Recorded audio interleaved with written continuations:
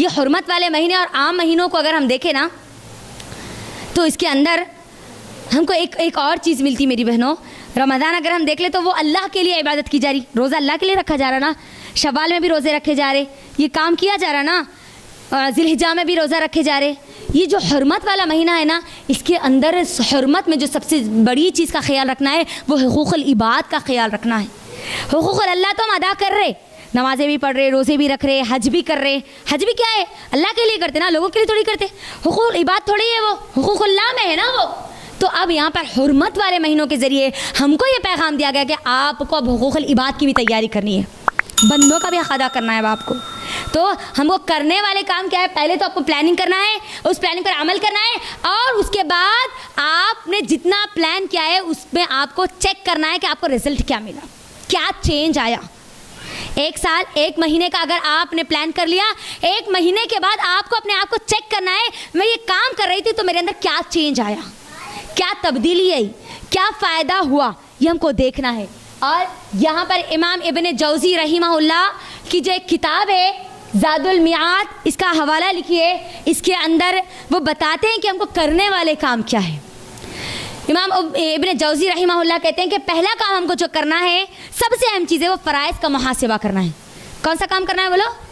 फ़राइज़। अल्लाह ने जो फ़र्ज़ काम दिए ना, वो पहले उसकी फ़िक्र रहना। हमारे नमाज फ़र्ज़ की गई, पहले उसकी फ़िक्र करेंगे हम, चाहे कुछ भी हो जाए हम नमाज को नहीं छोड़ेंगे, सिवाय हमारे उन अय्याम के जिन अय्याम में अल्लाह ने हमको माफ़ किया है, बस। और रोज़े फ़र्ज़ किए गए, रमज़ान के रोज़े फ़र्ज़ है। जिन लोगों के रोज़े छूट गए, अब उनके ऊपर लाजिम है कि वो आने वाले रमज़ान से पहले अपने वो रोज़ों की तकमील कर ले, पूरा कर ले। फ़र्ज़ है आपको वो पूरा करना है। शिर्क कर रहे थे, तौहीद की तरफ आ जाए। तौहीद की तरफ आना हमारे लिए फ़र्ज़ है, लाजिम है। शिर्क वाली अगर ज़िंदगी तो हमारा कोई अमल कबूल नहीं होगा, ना नमाज, ना रोज़ा, ना ज़कात, ना हज, ना उम्रा, कोई चीज़ कबूल नहीं होगा। पहले अपनी ज़िंदगी को हम क्या करेंगे? फ़राइज़। ठीक है, फ़राइज़ में भी दो चीज़ें अब यहाँ पर, इबादत में फ़राइज़ और मामलात में फ़राइज़। इबादत में तो आ गई, तौहीद आ गई, नमाज आ गया, रोज़ा आ गया, ज़कात फ़र्ज़ है देना। अगर एक साल गुजर गया, आपके पास अगर ज़कात की वो पूरी की पूरी उतनी मियाद है तो आपको देना है, उतनी पूरी आपके पास रकम है तो आपको देना है। उसके अंदर कोई कंजूसी नहीं होगी, उसके अंदर कोई हेरा फेरी नहीं होगी। फ़र्ज़ पहले करना है। इबादत, हज, अल्लाह ने आपको इस्तिताअत दी है, फौरी हज के लिए निकल जाइए। इंतज़ार मत कीजिए कि लड़कियों की शादी करना है, लड़कों की शादी करना है, घर बनना है, किराए वालों को ला के रखना है, पूरे किराएदार 100 किराएदार होंगे तब जाके हम हज करेंगे। जब हमारी पूरी हड्डियाँ कमज़ोर हो जाएंगी, गोश्त पूरा लटकना शुरू हो जाएगा, लोग क्या बोलते हैं एम्बुलेंस की उस सीट पर डाल के हमको लेके जाएंगे, तब हम हज करेंगे। सॉरी, ऐसे हज अल्लाह को कबूल नहीं है। अल्लाह चाहता है कि हम नौजवानी में हज करें, नौजवानी में हज करें।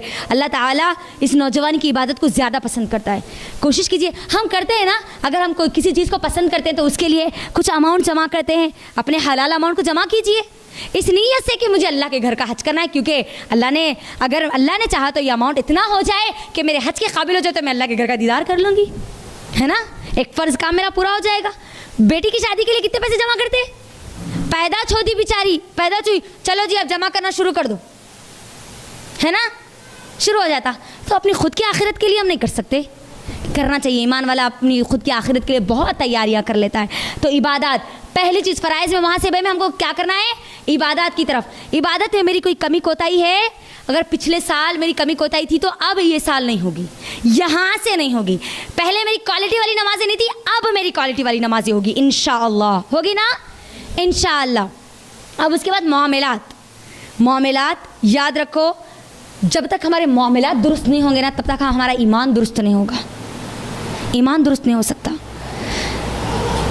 आपका बोलना, आपका बात करना, आपका रिश्तों को क़ायम रखना, ये तमाम के तमाम मामलात में है, तमाम के तमाम मामलात में है। लड़ाई झगड़ा फितना फसाद, इनसे अपने आप को बचा लो। अपने मामलात को सच्चाई के साथ, इखलास के साथ पूरा करो। झूठी मोहब्बत लोगों के सामने जाहिर मत करो। आज क्या हो गया, कौन सा ट्रेंड चल रहा मालूम? झूठी मोहब्बत का ट्रेंड चल रहा आज, है ना। सामने इतने प्यारे रहते हो उन्हों कि उनसे प्यारे कोई नहीं हो सकते, है ना, लेकिन पीछे उनसे जहरीले और कोई नहीं हो सकते। ये मामला हो गया ना आज हमारा। उन्होंने तो इतने अच्छे थे ना जी, हमारे सामने इतनी अच्छी तारीफ़ करे ना, उन्होंने हमारे बारे में कैसा बोले, ऐसी बोले। अल्लाह के लिए अपने आप को खालिस करो, इखलास। मोहब्बत करूँगी, इखलास के साथ करूँगी। सच बोलूँगी, इखलास के साथ सच बोलूँगी। सामने वाले को अगर बुरा लगता है तो उससे माफ़ी मांग लूँगी, लेकिन है तो सच सच है ना। मैं किसी को तकलीफ नहीं दूंगी, मैं अपनी ज़ात को किसी के लिए शर की ज़ात नहीं बनाऊंगी। मेरी वजह से कोई शर नहीं फैलेगा, मेरी वजह से कोई फितना नहीं होगा, मेरी वजह से कोई झगड़ा नहीं होगा, मेरी वजह से कोई नहीं लड़ेंगे। मैं वजह नहीं बनूंगी। मामलात को अपने दुरुस्त करो, मामलात बहुत अहम है। जिसके मामलात दुरुस्त नहीं होंगे ना, उसकी जन्नत की गारंटी नहीं है। इस बात को याद रख लीजिए, जन्नत की गारंटी नहीं है। अखलाक अपने बेहतर कर लो। इस्लाम इतना फैलने की एक जो बड़ी अहम वजह है ना, वो अखलाक की बुनियाद पर फैला। हर एक के साथ, छोटा बच्चा है उसके साथ भी एक अच्छा इखलास वाला मामला रखो।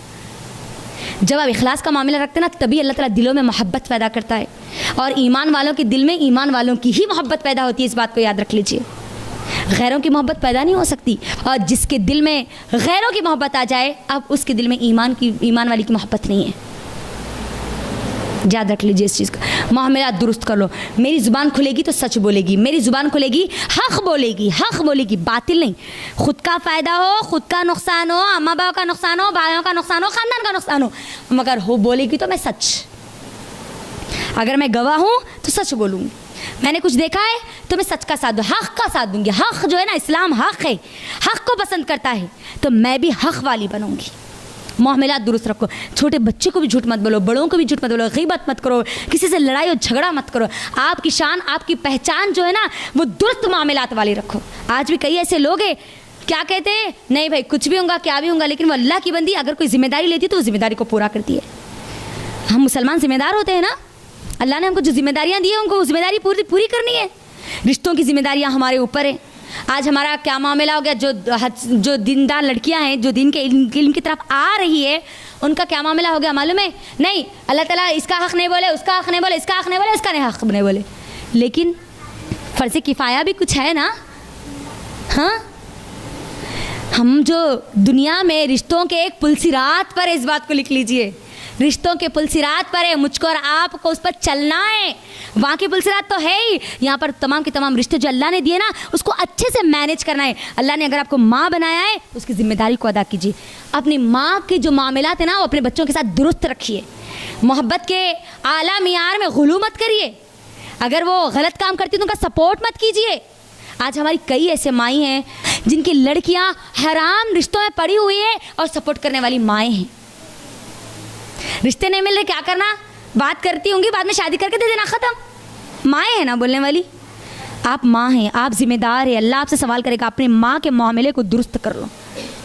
अल्लाह ने बेटी बनाया है, अपने घर में आग लगाने वाला काम मत करो। आज क्या बोला जाता, मैं इस बात को तो नहीं मानती हूँ, जिस पर दीन का इल्म का गलबा हो, जो दीन की शरीयत का सही इल्म रखता हो, उस घर में कभी ननद को हरी मिर्ची नहीं बोला जाता है ना। क्या बोला जाता है, आ गए जी, अब देखो आग लगाने वाले आ गए, अब देखो अब खाली क्या बोलते, अब भाइयों के सामने आप कितनी शिकायतें करते, बोलते नहीं। हाँ, अल्लाह ने आपको रिश्ता दिया है ना, जो रिश्ते दिए ना, वो रिश्तों को अच्छी तरीके से मैनेज करो, अल्लाह के लिए करो।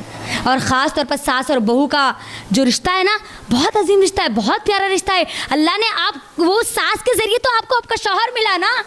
अगर वो सास ना होती तो आपको शौहर कहाँ से मिलता। अपने मामले को इस कदर दुरुस्त कर लो कि हर एक से सवाल करो कि मैं कैसी हूँ। अपनी माँ से पूछो मैं कैसी हूँ, अपने भाइयों से पूछो मैं कैसी हूँ, अपने दोस्तों से पूछो मैं कैसी हूँ, और ख़ास तौर पर अगर किसी की सास है तो उससे जाके पूछो मैं कैसी हूँ, तो बराबर 100% सच बोल देते है ना। सासें बहुओं के मामले में झूठ बोलो कभी भी नहीं बोलती, गुलू भी नहीं करती है ना। जो है वो पूरा एग्जैक्ट डेट टू डेट बोल देते हैं उन्होंने। तो उसके अंदर करना क्या है, अगर आप बोल दे रहे तो बहुओं का ये काम है कि अब वो, हाँ अगर मेरी ये गलती अगर सामने वाले को लगती है तो मुझे चाहिए कि मैं अपने आप को चेक करूँ कि क्या वाकई ये गलती है। अगर है तो मैं दुरुस्त कर लूँगी, क्योंकि मेरी आखिरत दुरुस्त हो जाएगी ना। कोई गलती बताने वाला है तभी तो आपकी कामयाबी तय है। अगर आपको गलती बताने वाला नहीं है तो आपको कैसे पता चलेगा कि आप कहाँ गलती कर रही हो। इसीलिए अल्लाह के नबी ने क्या कहा, अपनी ज़िंदगी में किसी एक को तो ऐसा रखो जो आपको आपकी गलती बताए, आप कहाँ गलत हो, क्या गलती कर रहे हो, आपकी कमज़ोरी आपको बताए, ताकि आपको उस कमज़ोरी को उठाकर एक ताकत बना ले। आप मेरे अंदर अगर ये कमज़ोरी है तो कमज़ोरी को हटा लूँगी। एक मोमिन तो क्या करता है, अगर कोई गलती है, कोई कोताही है, तो उसको क्या करता है, दूर कर लेता है, अपने अंदर एक अच्छी क्वालिटी को बिल्डअप कर लेता है। तो ये काम हमको करना होगा। अपने मामलात याद रखो, अल्लाह के लिए अपने मामलात को हर एक के साथ दुरुस्त रखो। एक मुसलमान होने के नाते लोगों की गवाही होना चाहिए कि फला बंदी है, कोई जिम्मेदारी लेती है तो पूरा करती है, कोई बहाने नहीं बनाती। आज हमारे पास बहानों की बीमारी लग गई मालूम मुसलमानों को। अरे हो जी बोली थी माँ फ़ोन करती बोल के, लेकिन क्या करूँ, ये काम आ गया था, वो काम आ गया था। नहीं, अगर आप कोई जिम्मेदारी को लेते तो आपको आपके ऊपर फ़र्ज़ है कि वो जिम्मेदारी आप पूरा करें, क्योंकि कोई और उसके इंतज़ार में है ना। हाँ, अल्लाह के जो रिश्ते दिए उस रिश्तों को निभाओ। ख़ास तौर पर हमारे जो हुकूक़ुल इबाद है, माँ बाप के साथ एहतराम के साथ पेश आओ। वल्लाह माँ बाप की नेमत बहुत बड़ी नेमत है, चाहे वो माँ बाप अपने शौहर के हो चाहे अपने खुद के हो। दोनों भी नेमतें बहुत अजीम है, इस बात को याद रख लीजिए। दोनों भी नेमतें बहुत अजीम है। सोचो कि वो मोहब्बत हमको क्यों नहीं आती शौहर की माँओं पर जो हमारी खुद की माँ पर आती है, क्यों नहीं आती? पता है क्यों? क्योंकि हमने हमारी आखिरत को तरजीह नहीं दी। हाँ, वो अपनी जगह गलत है, वो उनका और रब का मामला है। अगर वो मेरे हक़ अदा नहीं करती तो क्या मैं भी उनकी तरह बनूंगी? एक मोमिन क्या काफिर के बराबर कैटेगरी में जाके बोलता है कि तू काफिर तो मैं भी काफिर, नऊज़ बिल्लाह? नहीं, मैं मोमिन हूँ तो मैं मेरी अलग क्वालिटी है। तू मेरा हक़ अदा करे या ना करे, मैं अपना हक़ अदा करने वाली हूँ। आप मुझे बुरा भला जो बोलना चाहे बोले, लेकिन मैं कभी अपनी ज़ुबान से किसी की ग़ीबत नहीं करूँगी, मैं कभी अपनी ज़ुबान से किसी को तकलीफ़ नहीं दूँगी। ये हमारा मामला होना चाहिए। मामलात दोस्तों के साथ दुरुस्त रखो, हाँ, अपने घर वालों के साथ दुरुस्त रखो, अपने माँ बाप के साथ दुरुस्त रखो, अपने शौहरों के साथ दुरुस्त रखो। क्या बोला जा रहा मालूम? हमारे एक फ्रेंड है, शादीशुदा है, वो कह रही थी कि उनके घर के माहौल कुछ चीज़ें वो बयान कर रही थी, तो उनके घरों में ये बात सुनने में आई, शादी हो गई, अब शौहर मेरा है तो अब उसके साथ क्या भी सुलूक कर लो, बस ख़त्म। साहब बोले तो सुनता बेचाराओं ने, सुनता सुनता सुनता लास्ट में तलाक की अल्लाह ताला ने इजाज़त दी है, देखे फिर भगा भी सकता उन्हें। तो अल्लाह ने एक नेमत दी है, अल्हम्दुलिल्लाह, तो उसकी कद्र करो, शौहर का हक़ अदा करो और उसके घर का हक़ अदा करो, उसके बच्चों का हक़ अदा करो, तैयार करो उन बच्चों को अल्लाह के लिए। जो अल्लाह ने जिम्मेदारी, जो रिश्ता दिया उस रिश्ते को अच्छे से निभाएंगे हम इंशाअल्लाह, तब जाके हमारे मामलात दुरुस्त होंगे। और उन मामलात में झूठ नहीं होगा, फरेब नहीं होगा, धोखाधड़ी नहीं होगी, किसी किस्म की बगावत नहीं होगी। जो होगा आमने और सामने होगा, सही दुरुस्त और सालिम होगा। ये हमारी पहचान होनी चाहिए, ठीक है। तो अब यहाँ पर पहला काम क्या करना है? फ़राइज़ का मुहासिबा करेंगे हम इंशाअल्लाह। फ़राइज़ में दो काम कौन से करेंगे बोले? इबादत और मामलात। मामलात में मेरी ज़ुबान से किसी को तकलीफ़ नहीं होगी, मेरे हाथ से किसी को तकलीफ़ नहीं होगी, मेरी ज़ात से किसी को तकलीफ़ नहीं होगी। ये अहम पॉइंट हमको याद रखना है यहाँ पर, ठीक है। हाँ, अब उसके बाद आइए सेकंड चीज़ है मुनहियात, यानी हराम चीज़ों से अपने आप को बचाना। प्रायोरिटी फ़राइज़ हो गए, अब हराम चीज़ों से बचाना। हराम रिलेशनशिप से हमको अपने आप को बचाना है, ठीक है। हराम खाने से बचाना है, हराम पीने से बचाना है, हराम देखने से बचाना है, हराम सुनने से बचाना है, हराम सुनने वालों को बचाना है। एक बार रिपीट करो ज़रा। हाँ,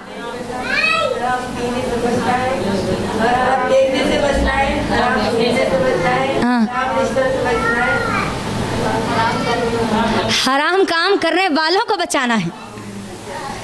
ये बड़ी अहम चीज़ है। अगर हम हराम से अपने आप को नहीं बचाएंगे तो फिर हम अल्लाह के वो फरमाबरदार बंदे नहीं बन सकते जिन बंदों से अल्लाह ने जन्नत का वादा किया। आज हमारी नौजवान लड़कियां कई हराम रिलेशनशिप में पड़ी हुई है, परेशान है, माँ बाप के साथ शेयर नहीं कर सकते। क्यों? क्योंकि अगर माँ बाप के साथ शेयर करेंगे तो इज्जत चली जाएगी, है ना। चाहे कुछ भी हो जाए, मेरी ज़िंदगी हराम रिलेशनशिप में नहीं होगी। शादीशुदा ज़िंदगियाँ आज हमारी हराम रिलेशनशिप में पड़ चुकी है। मैं कई बार इसका जिक्र कर चुकी हूँ आपके दरमियान। कई ऐसी ज़िंदगियाँ जो बर्बाद हो रही है ना। शादीशुदा ज़िंदगियाँ बर्बाद हो रही है। शादी होने के बाद इनको किसी और से मोहब्बत हो जाती, कैसा होती? अल्लाह ने शौहर दे दिया, उनसे मोहब्बत करो, अब उनसे मोहब्बत करने का हक़ है तुम्हारे को, दूसरों से नहीं कर सकते, अब हराम है वो। तो हराम रिलेशनशिप में कभी नहीं जाएंगे हम। हराम खाना, हराम का लक़मा कभी हमारे जिस्म में नहीं जाएगा। चाहे कुछ भी हो जाए, हमारे जिस्म का गोश्त हड्डियों को क्यों ना लग जाए, हम कभी हराम का लक़मा अपने जिस्म में, अपने जिस्म को तरोताज़ा करने के लिए नहीं खाएंगे। सूद हम नहीं लेंगे, ब्याज हम नहीं देंगे, ना लेंगे ना देंगे, ब्याज, फाइनेंस, मिथ्ती, इससे अपने आप को बचाएंगे। चाहे कितनी ही मजबूरी क्यों ना हो, चाहे दुनिया का कितना ही बड़ा नुकसान क्यों ना हो जाए, ना हराम खाएंगे, ना हराम अपने बच्चों को खिलाएंगे, ना हराम देखेंगे। देखना भी नहीं है हमको हराम। हाँ, हराम देखने में क्या आ गया? अब सब आ गया फ़ोन में उठा के। अब जितने जितने टीवियाँ हैं ना, अब मैं बोलती हूँ अब मैं ये टीवी की, वो टीवी की, वो टीवी की, वो टीवी, अब कोई भी प्लस, ये प्लस, वो प्लस, कुछ भी प्लस हमको अब देखना नहीं है, ये वो टीवियाँ अब हमको देखना नहीं है। अपने आँखों को हराम चीज़, हराम देखने से बचाना है, गैर महरमों को देखने से बचाना है। सीरियलों में आज हम जो भी देखते हैं वो पूरा क्या है, गैर महरमों को देखना ही तो है ना, है नहीं है? फिल्मों में क्या देखना है? अफसोस की बात है कि आज हमारे मुसलमान ईद के मौके पर एक नई फिल्म रिलीज़ करते है ना। ईद का खुशी का दिन, तक़वे अख्तियार करने का दिन, वो दिन रिलीज़ क्या हो रही है, एक बुराई की जड़। अल्लाह अकबर, ये लेवल आज हमारा बन चुका है। तो हम मुनहियात से अपने आप को बचाएंगे, हर हराम चीज़ से अपने आप को बचाएंगे। ना देखना है ना सुना है, सुनना हराम, ग़ीबत, चगलखोरी। और बोलने वाला असल नहीं है, मैं कई बार अपने लेक्चर्स में बोल चुकी। कौन है असल, कौन है? बोलो, और एक बार बोलो, सुनने वाला। अगर सुनने वाला नहीं सुनेगा तो बोलने वाला बोलेगा नहीं बोलेगा।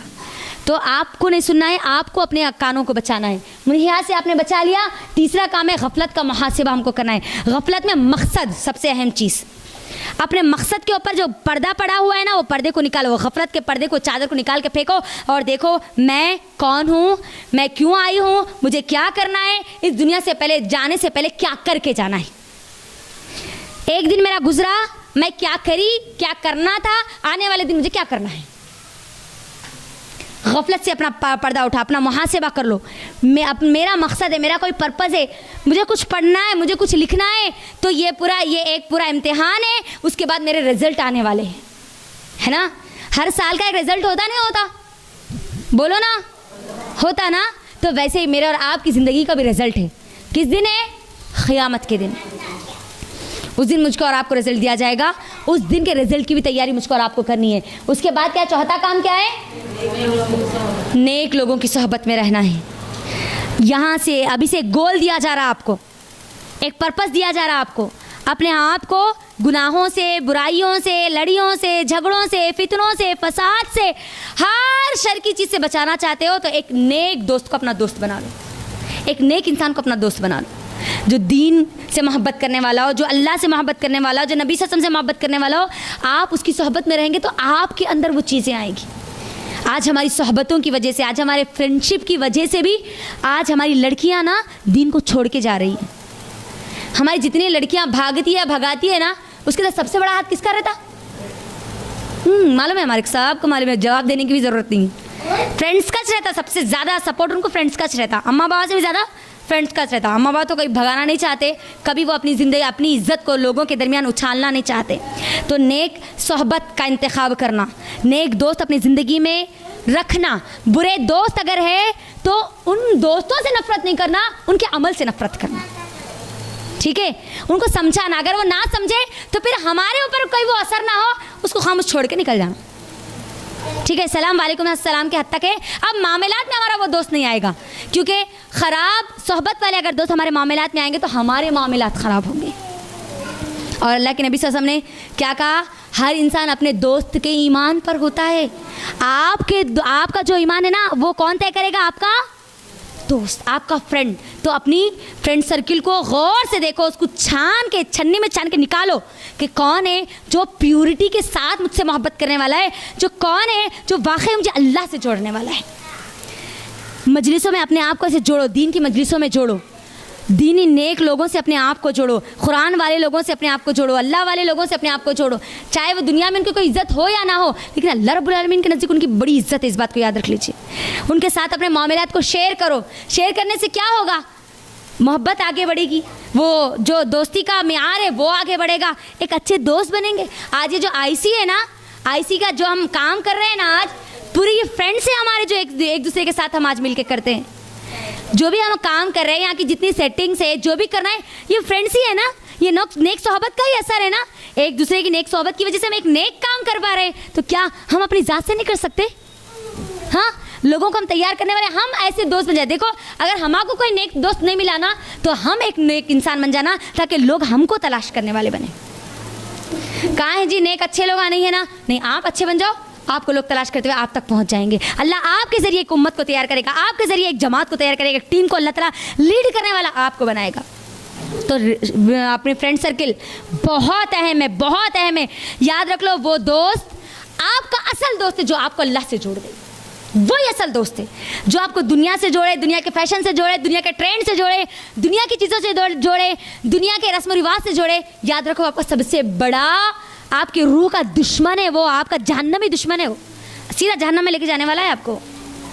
याद रख लो ये चीज़, अपने आप को चेक करो यहाँ पर और अपने आप को लोगों को फ़ायदा पहुँचाने वाले बनेंगे ना इंशाअल्लाह।